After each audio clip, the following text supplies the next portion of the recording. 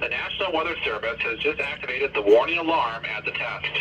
During dangerous weather conditions, especially bell radios are automatically activated to warn of the impending hazard. Tests for this alarm tone are normally conducted at this time every Wednesday between 11 a.m. and noon.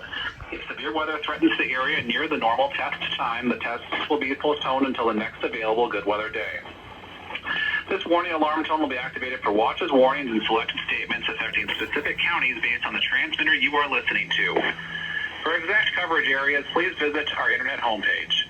Repeat of this warning alarm tone will vary at any given location, especially at greater distances from the transmitter and in large buildings. This concludes the weekly test. We now return to regular programming.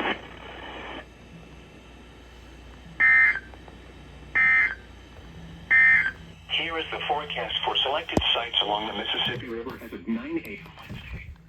In Lake City, the forecast for Thursday is 13. Okay, let's review what radios went off. Because I'm right over here. Let's review what radios went off over here. The 250, which I set up this area day. Over here. Plugged it in because I found our power adapter. Power strip.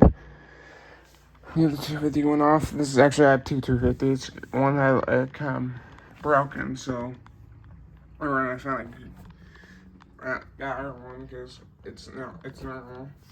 The recom, the 1630 went off. The 260 went off. I'm always unsure the 2M1 goes off, which I think has not been going off lately. I'm gonna say that wrong probably. The 400 went off. Looks like the 996 went off. The 74-200 went off. The red case went off. 120 went off. And here's the Sagen went off and the Emerson went off. And next will be Trinidad or Twin Cities.